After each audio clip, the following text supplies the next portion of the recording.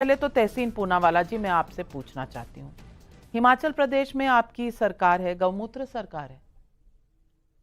नहीं, बिल्कुल गलत बयान था। मैं तो मानता हूँ इस चीज़ को, और इससे कांग्रेस को और इंडिया अलायंस को बहुत नुकसान होगा। लेकिन ये चीज़ का आपको क्रेडिट भी देना होगा कि आपके इंटरव्यू के बाद सारे कांग्रेस के लीडर्स, मैं आपको बता रहा हूँ, आपने आपका इंटरव्यू देखा जिसमें जो माननीय सांसद वे उठकर चले गए, और सभी कांग्रेस के लीडर्स ने प्रेशर डाला इंडिया अलायंस पर कि वे माफ़ी मांगे, और उनको माफ़ी मांगनी पड़ी। तो इसमें आपको भी बहुत बहुत बधाई हो, क्योंकि सब लोग आपका इंटरव्यू देख रहे थे, वो वहाँ से उठकर चले गए, अनकंफर्टेबल हो गए। उसके बाद उन्होंने ट्वीट करते माफ़ी भी मांगी है। तो ये कांग्रेस ने प्रेशर डाला। लेकिन मैं बड़े विनम्रता से पूछता हूँ, ये गलत है, मैं इसको सही को गलत नहीं, गलत को मैं सही नहीं कह सकता हूँ, लेकिन अजय आलोक भाई है, देश के गद्दारों को गोली मारो देश को, आज तक माफ़ी मांगी इन्होंने? मैं तो कह रहा हूं गलत है, इनमें हिम्मत नहीं है कहने को गलत है। ये फर्क है, ये अंतर है। ये लोग नहीं कहेंगे जो गलत है। ये चीज सनातन पे मैंने आपके शो पे कहा गलत था, गलत था, ये नहीं कहेंगे। जो इन्होंने गाली देते ये इस पर नहीं कहेंगे। ये फर्क है दोनों अलायंस के अंदर। तो अगर अजय आलोक जी कह दे कि अनुराग ठाकुर जी ने या कपिल मिश्रा जी ने जो कहा उसके लिए वे भी माफी मांग रहे। वीके सिंह जी ने क्या कहा, सारे मीडिया के लोग जो शब्द का प्रयोग किया, मैं नहीं कर सकता हूं ना, जो कहा प्रेस्टीज, मैं उसके उस शब्द का प्रयोग नहीं कर सकता, माफी मांगी वीके सिंह जी ने। तो ये लोग जो शब्दों का प्रयोग करते हैं इसके लिए कब माफी मांगेंगे? चलिए इतिहास की तरफ चले जाइए, क्योंकि अभी कहने के लिए कुछ नहीं है। तो लेकिन अगर आप कह रहे हैं कि कांग्रेस पार्टी के दबाव में आकर उन्होंने माफी मांगी, तो बधाई हो आपको। और फिर तो ये तय हो गया अजय आलोक जी कि जब सनातन को हटाने की बात आई थी और उदयनिधि स्टालिन ने कहा था, तो कांग्रेस दबाव डाल सकती थी, लेकिन नहीं डाला, क्योंकि तब कोई माफी नहीं मांगी गई, किसी ने वो अपना स्टेटमेंट वापस नहीं लिया। आज कांग्रेस पार्टी दबाव डाल रही है तो उन्होंने माफी मांग ली। अब ये सनातन की वजह से अगर कांग्रेस को लग रहा है कि ये चुनाव हार गए और आज दबाव डाल रहे हैं, तो तब क्यों नहीं डाली थी? क्योंकि तब सनातन जरूरी नहीं था, और आज वोटों के लिए डर लग गया तो सनातन जरूरी हो गया और उत्तर भारत जरूरी हो गया। तहसीन भाई, खड़गे जी को बोलेंगे माफी मांगने के लिए।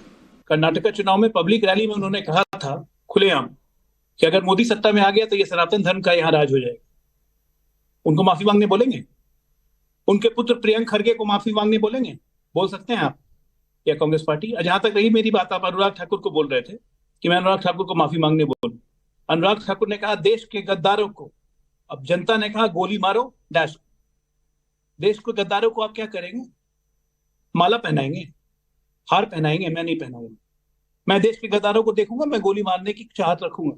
मैं भी कहता हूं कुछ कर लीजिए मेरा, मैं देश के गद्दारों के साथ खड़ा नहीं हो सकता हूं। और अगर जनता गाली दे रही है तो इसमें अनुराग ठाकुर की गलती नहीं, मैं वो गाली का शब्द नहीं निकाल रहा। बात यह है कि मानसिक रूप से विक्षिप्त हो गए कांग्रेसी, ये 3 राज्य हार के। आप ये बताइए, एक तरफ आप ट्विटर हैंडल पर लिखते हैं ये चुनाव में हमारे सब कुछ पाने के लिए हमें भारतीय जनता पार्टी से 10 लाख वोट ज्यादा मिले, बहुत अच्छा।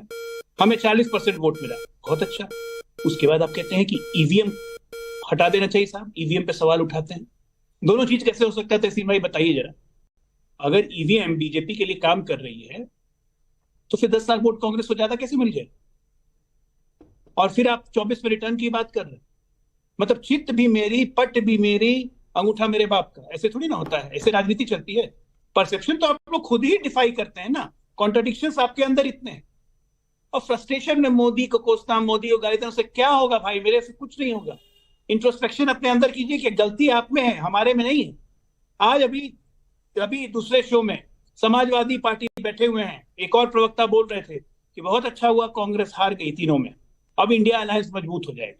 बताइए, ये अलग विश्लेषण है, करते रहिए आप, मैं क्यों करने जाऊं, मुझे क्या मतलब है? मेरा तो फोकस, हम लोग जिस दिन से कल परसों से रिजल्ट आया है, कल से हम विश्लेषण कर रहे हैं कि 48% हम मध्य प्रदेश में हैं, 46.8% हम छत्तीसगढ़ में हैं, राजस्थान में हम 43% हैं, हमें लोकसभा चुनाव तक यहाँ 55 पहुंचना है।